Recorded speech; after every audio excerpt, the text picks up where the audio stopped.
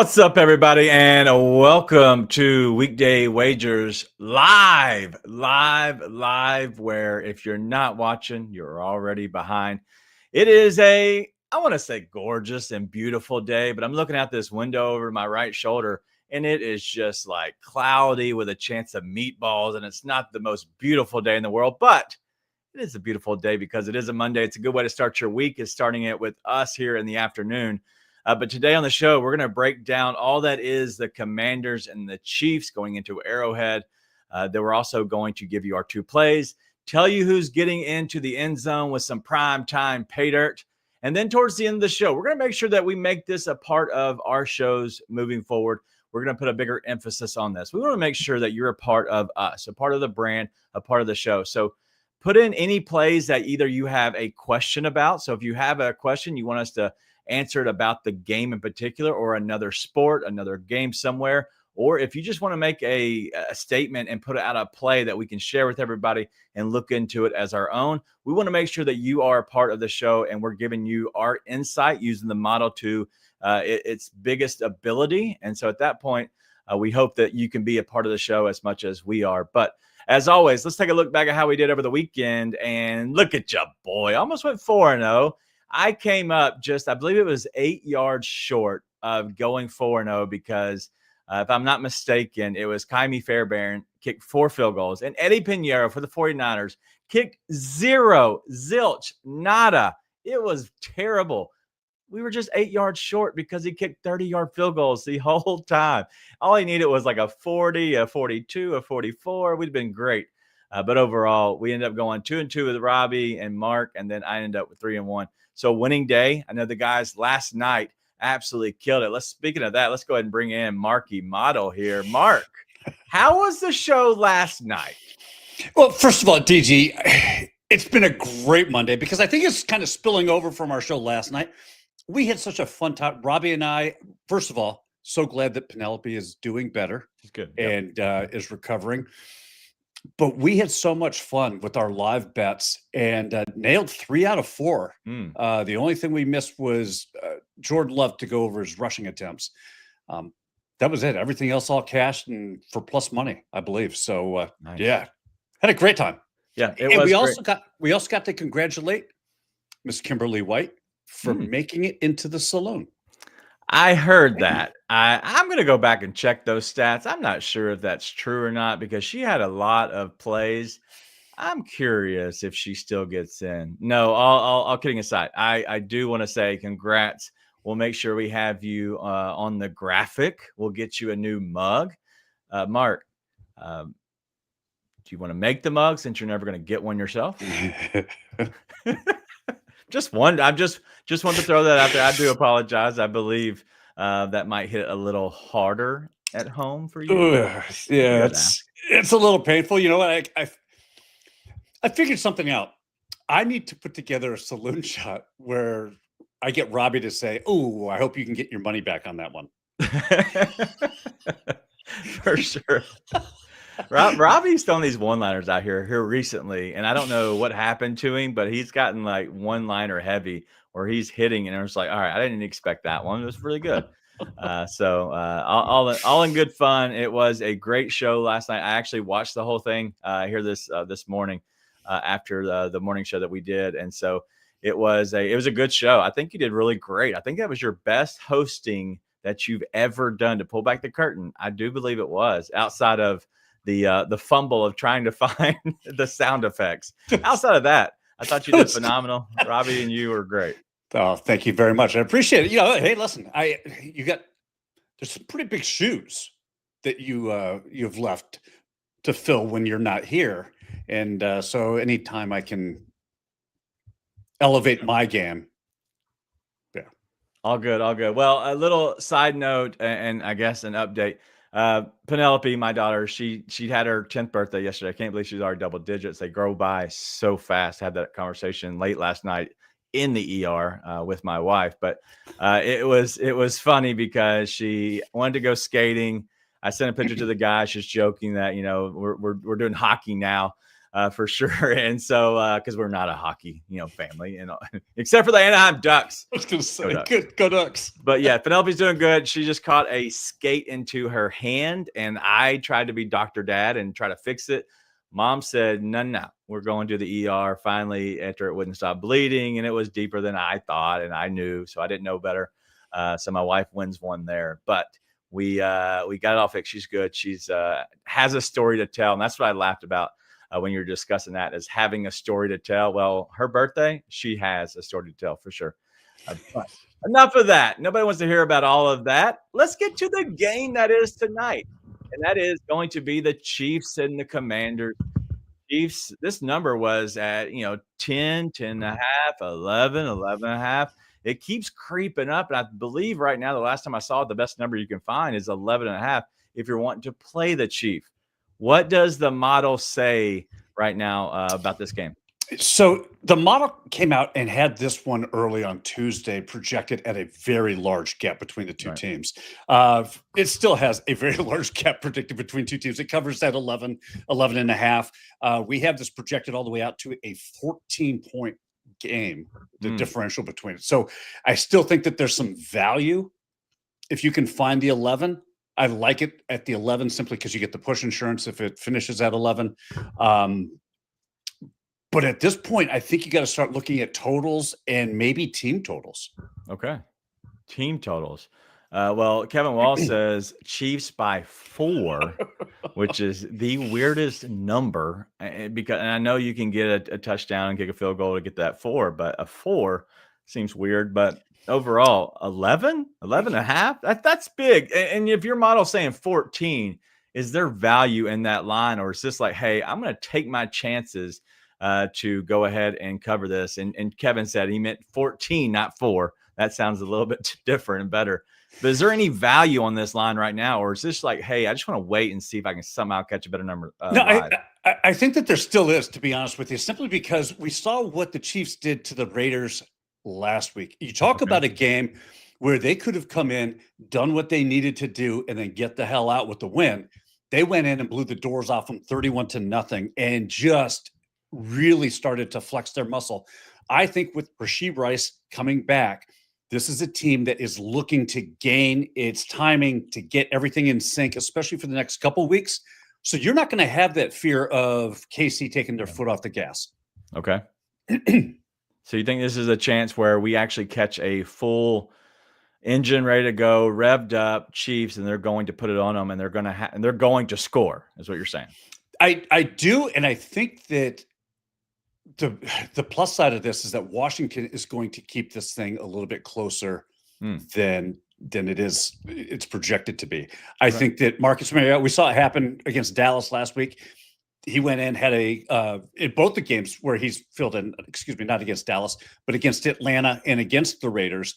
He's gone in and he's been able to move the ball decently. I don't think I am not saying Washington wins this game. That is not what I'm saying at all. I think Washington will be competitive enough in this game to push the Chiefs to keep that foot on the gas. Well, let's talk about the total then. Total's at 48 because you're envisioning Washington being able to push the Chiefs a little bit, which obviously has to push on that total. Do you see this thing going over? No, I don't. I don't. It's so... Without giving too much away, because I do have a play on this, a first half play, but without giving too much away, I just don't think that we're going to see enough points being delivered by the Commanders to get us over. I also think that the Chiefs' offense, and the Chiefs' offense versus the Commanders' defense is going to be stout enough where they can slow down the scoring. This is probably going to be a 32-14, 32-17 type game. Yeah, and Boogie says this could be a look-ahead game for the Chiefs as they look ahead to Buffalo. And TJ says that all the games were 2+ score spreads, but one yesterday, and it was the Jets winning. Very weird and wired week, and so maybe it's just one of those weeks where everything is just covering, and all the favorites covered by big. And Joe says there just can't be another favorite just covering this huge spread because That's not fun football for any of us as fans. But let's go ahead and, let's put a bow on this thing. This game plays out how, in your opinion? I think if you're looking at it from the Chiefs side, you are looking to establish your dominance early and often, and you are getting this machine, this offensive juggernaut. You're getting it rolling, getting it on track to be the team that we all expected it to be at the start of the season. For the Commanders, look, I think we have to start looking at those tertiary offensive tools. Jalen Lane is a great example. I have a play on this on justicestatsports.com. His over-under receiving yards is 10.5. He's cleared this in his last 4. His usage percentage has been in the low to mid 40s for the first 3 games. Last week it was at 69%. He hit this. He had 60 yards receiving last week. I love this spot for him, especially as a third option for the short routes to help alleviate and keep Mariota on his feet against the Chiefs' pressure. Yeah, and RJ's asking a question here. Would you dare take Washington plus 10.5?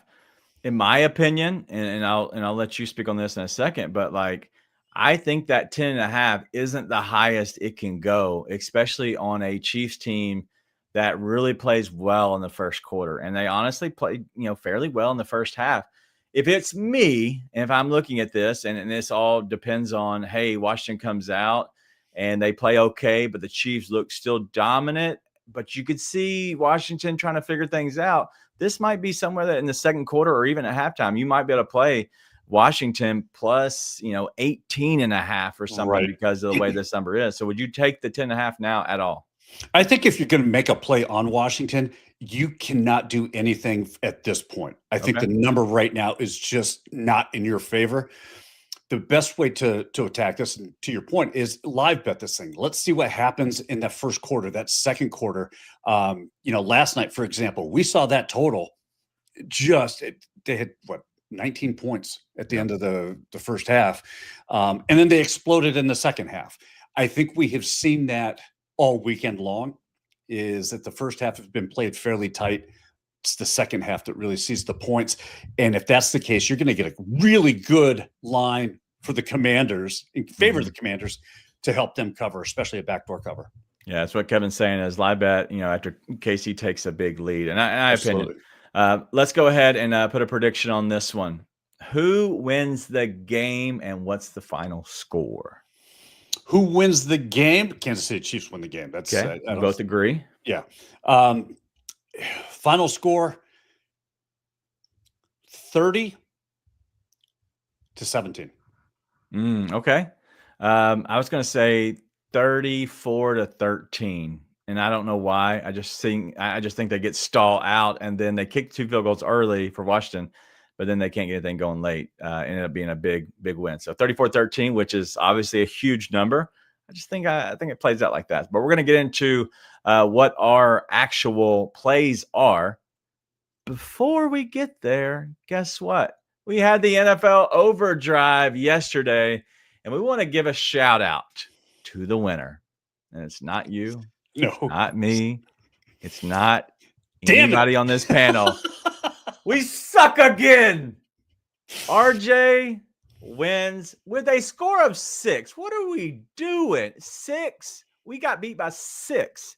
Listen, with a tie in our favor, we get beat by 6. This is ridiculous. I'm sick of carrying you and Robbie. I'm tired of it. Ho. My name is above yours. I did make the graphic. You did the graphic. My name is above yours.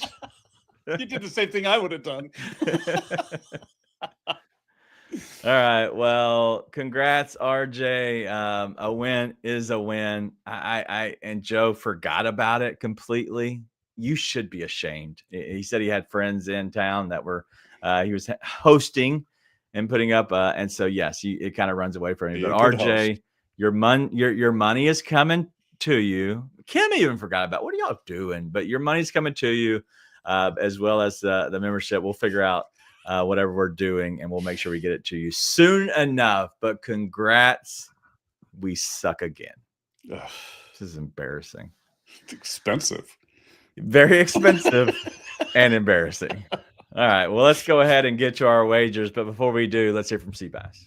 Hey, what's up, everybody? It's your boy Seabass, the only 5-star chef in the game. We all know sports betting is full of bad beats and tough calls, but when it comes to flavor, there's no second guessing. Bassett's Blends is the plus EV lock of every meal. We don't need a stinking model. Crafted with winning spices and bold taste, Bassett's Blends comes in 3 flavors: original, hot, and no salt. That's going to turn chicken, steak, vegetables, any dish into a can't miss cover every night. With Bassett's Blends, there's no bad beats, no flavor fades, just guaranteed greatness. Check out the link right here where you can pick up your Bassett's Blends for a guaranteed lock every single night. All right, Mark, you got to play on this game tonight. What you got, man? I do. And we're going to look at the Commanders in the first half. We're going to take their team total to go over 8.5. I can't believe that we're talking about 8.5 here. Simply because, look, they've hit double digits before halftime in 5 of the last 7 games, and they have been especially sharp when they've been on the road. Even in the games that they've lost, they really have shown the ability to move the ball and finish drives. They're averaging just over 14 first-half points over the last 4 games. And we're looking at a Kansas City defense that has allowed 10 or more first-half points in 4 of the last 5, including teams like Jacksonville to put up points against Kansas City. Yeah, I know we got Marcus Mariota, and he is going to be really relying on short passes, moving the ball, keep playing within the chains and moving them forward, looking at first downs, trying to eat up a bunch of time of possession so that he can keep that Chiefs offense off the field. I love this spot for the first half. You're talking about 3 field goals. Worst case, they don't even score a touchdown. 3 field goals in the first half. I think they get this done. I love this spot. Trusting in Marcus Mariota is something. That's a decision. I just want you to understand what you did with your life, Mark, and this is what it's come to, is you're trusting Marcus Mariota. I'm going to go with Isaiah Pacheco here. We're going to go over the 47.5 rush yards. It's at minus 110.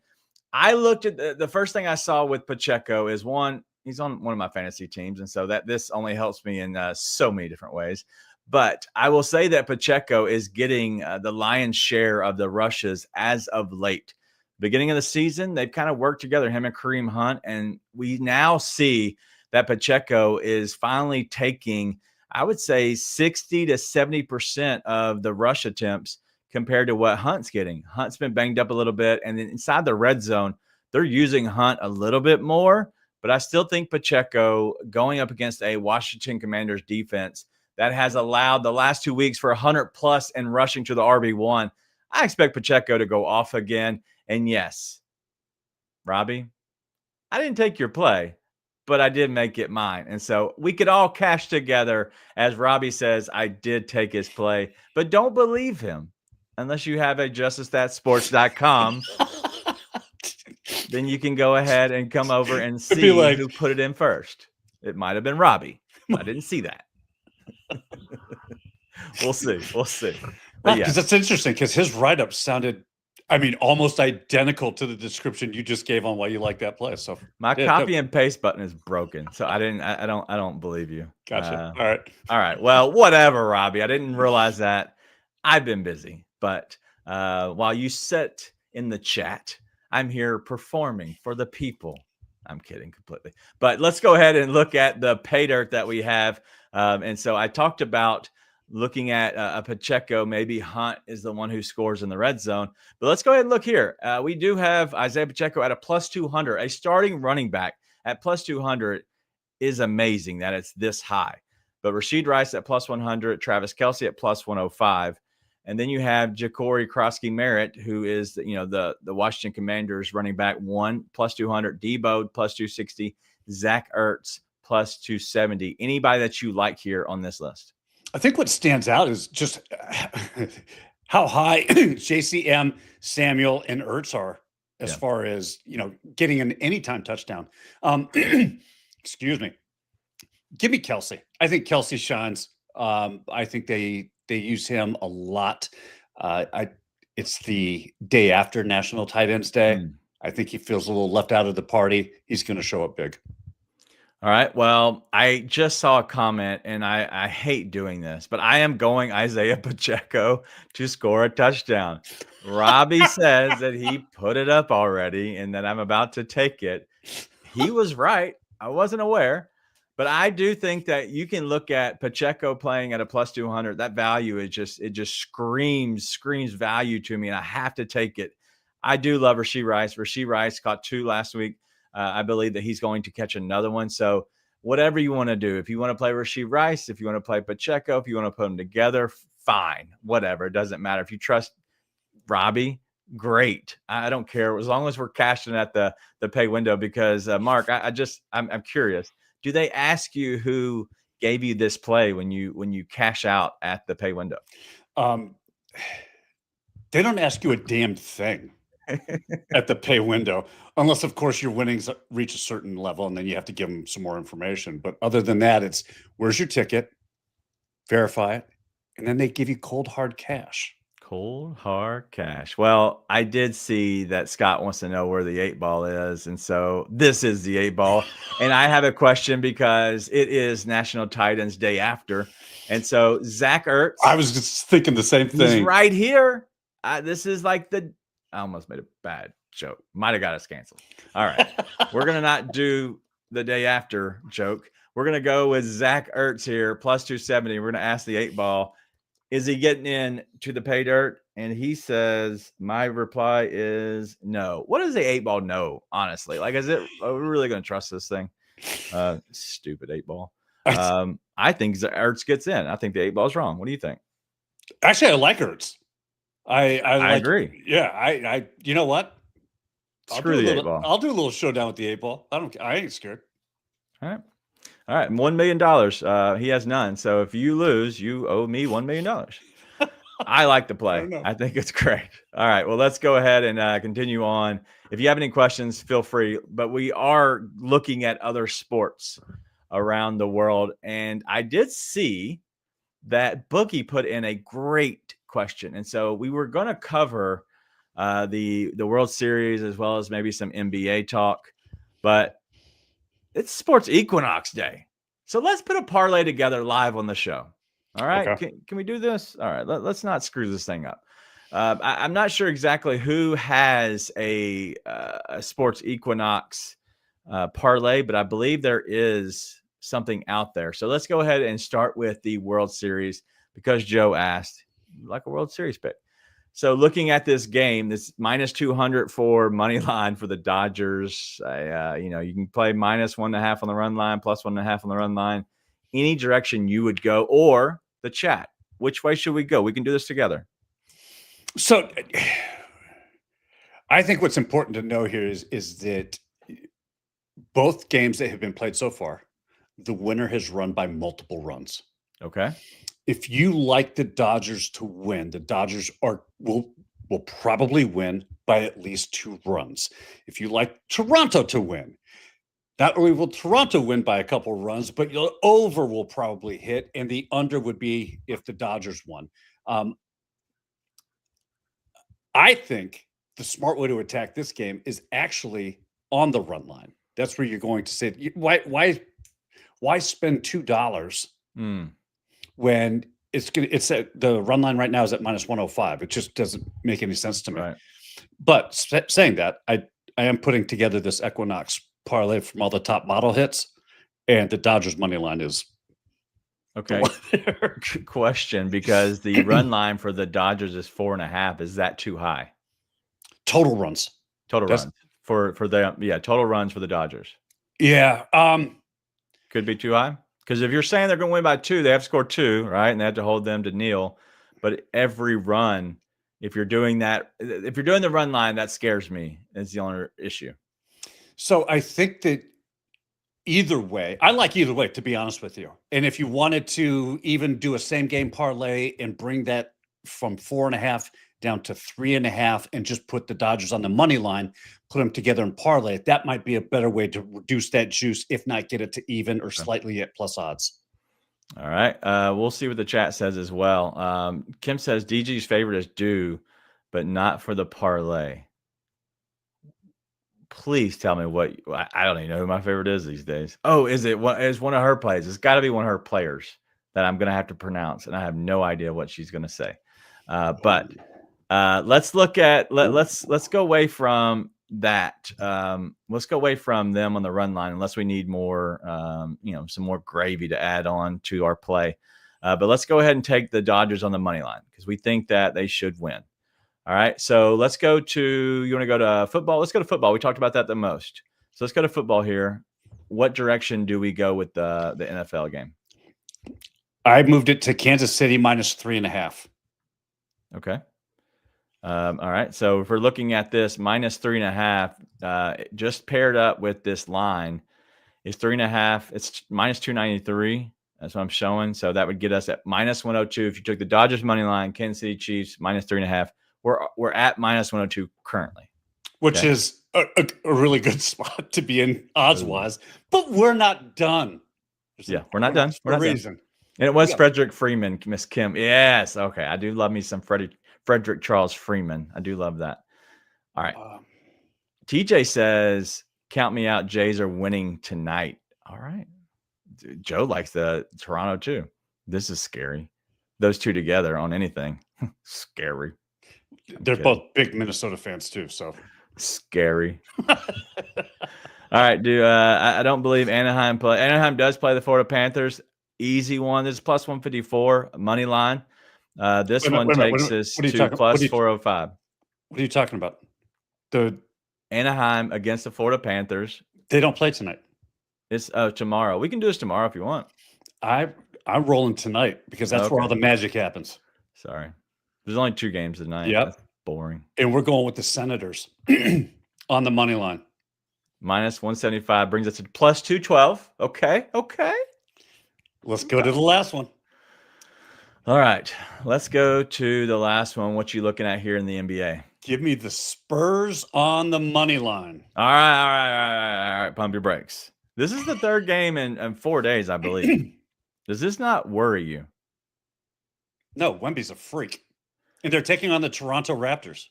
Toronto Raptors suck. I will be honest. The Toronto Raptors suck. They're not good. They have not been good. I don't expect them to be good. I like the play, but it just worries me. They played Friday, Sunday, and Monday. This is the third game. They are at home, so a Sunday to Monday isn't that bad, especially you're playing the Nets. They suck. Do you like the Thunder better over the Mavericks? Yeah, but the Mavericks can be feisty if for some reason AD does take over. Yeah, you're probably right on this one. In all honesty, I would rather see the Warriors on money line, but that's -340. Warriors are going to kick the Grizzlies' tail tonight by probably 20. Really? Yeah. Well, here, Grizzlies suck. I'm being honest. The Grizzlies are not good at all. Like I just think that they're a fraud of a team. You'll see it tonight. They're going to lose by 20 points. So if we do, see, Joe says at the beginning of the season they're not tired yet. That's true. That's true. All right. So let's look go with that. So if we go Dodgers, KC -3.5, right? So they have to win by more than a field goal. The Senators, the Ottawa Senators on the money line, and we take the Golden State Warriors, all 4 of those together, you get 296 plus 296. Yeah, that's a late game though. The other way, taking the Spurs against the Raptors, which, as Joe alluded to, they're not tired yet, +370. They're at home on a back-to-back, which I like. +370 is what you get with all the ones we already did. Yeah. That might be a better line.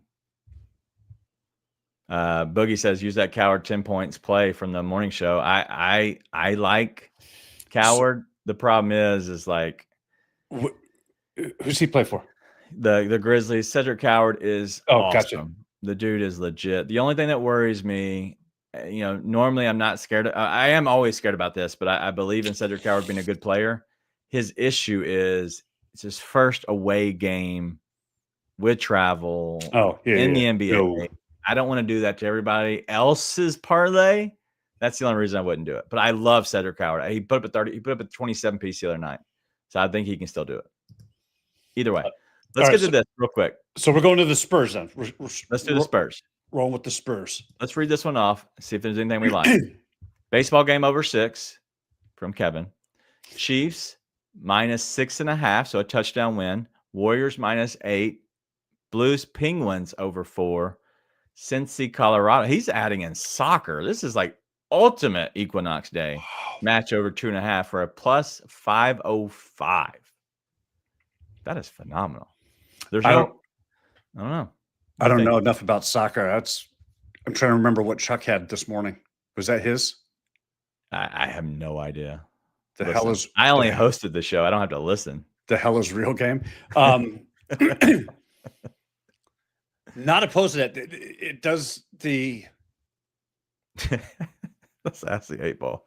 Let's ask the 8 ball. Scott, you're the man. All right, 8 ball is Kevin Walls, who only scored 4 points in the NFL Overdrive. Kevin, 4. I am disappointed. It's not bad. Nobody else did great, but 4. Even Mark did better than that. Is Kevin's gonna hit his Sports Equinox parlay? It says don't count on it. I don't know. Let's just ask about the MLS game. Is that one going to hit? Because he says ask about MLS. You may rely on it. See, I don't like that one either, though. But you can rely on it. Sure. I like those solid. Yeah. You could. Yes. Yes. Absolutely. Put your mortgage on it. RJ's asking okay. So we're going to go over his and then we'll show ours. And I don't have time to type it up. I don't have a producer. I got you. Baseball game over 6. Chiefs to win by a touchdown. Warriors to win by, 8, I guess -8. So you got to win by 9 or more. The Blues Penguins over 4. Cincy Colorado in the MLS, which is the gold mine. If you listen to Chuck, it's my favorite saying. He want to go match over 2.5. I believe that is a Chuck one. +505. You can book it. So there you go, RJ. That's what he's playing. And so if you want to go ahead and check it out, it says make him shake it again. We do need a new 8 ball. I actually cracked this one the other day because I dropped it. So maybe that's what's wrong. So Scott, maybe we go with that. All right, ours. As you're getting it typed up, we'll see if we can do it. But we're going to go Dodgers on the money line. We're going to go Kansas City win by 4. Ottawa Senators on the money line as well. And then the Spurs money line +370. So it's not +505. I do like Kevin's +370. And I think I cannot. Sorry, Robbie got me with this comment. I think that's a great look at +370. There's got to be some boost out there for a Sports Equinox boost. And if you want to add Chuck's play from this morning because his MLS play is always going to hit. See, Robbie's comment got you too. I believe in +370. I think that's a great look. You're talking about the Dodgers should win. Senators, who are really good, they should win as well. Spurs should win. And then you look at Kansas City, they should win by at least 4 against a terrible Washington team. And then you got TJ, who's taken the Toronto Blue Jays out of that instead of the Dodgers and takes it to +746. Wow. By all means. I hope so. that catches. I hope so. I hate the Dodgers. I hate everybody on the Dodgers except for Frederick Charles Freeman. Besides that, I hate the Dodgers. Love Freddie. Hate the Dodgers. So I'll take Vladdy Daddy with a huge game tonight and cash in that one for you for sure, TJ. But yeah, I think you can go either way. You know what we did, and I'm putting this up so you can do it if you'd like. The play of the day at justiceatsports.com is the NFL Power 4 parlay. All 4 of these guys have hit rates within the last for this season that are over 85%. Yeah, let's show it to them. There we go. We're looking at the Power 4 here, and it is Travis Kelce, 25+ receiving yards, Marquise Brown, 2+ receptions, Bobby Wagner doing some tackling, 7+ tackles and assists, and then Patty Mahomes, 20+ pass completions. Why do you like this so much at +162? Look, first of all, I think that you're finding 4 guys with a hit rate to the extent that these guys have on their particular their legs was difficult in this game. The fact that we're getting all 4 of them above 86%, 2 of them at 100. I mean, I love the hit rates in this. The trend for all 4 is moving up. I love this spot. All right, well, go ahead and get it in now. That way you can get the Power 4 parlay in there. And I believe these been cashing pretty good, correct? They've done all right. Yeah, they've done very well. Right.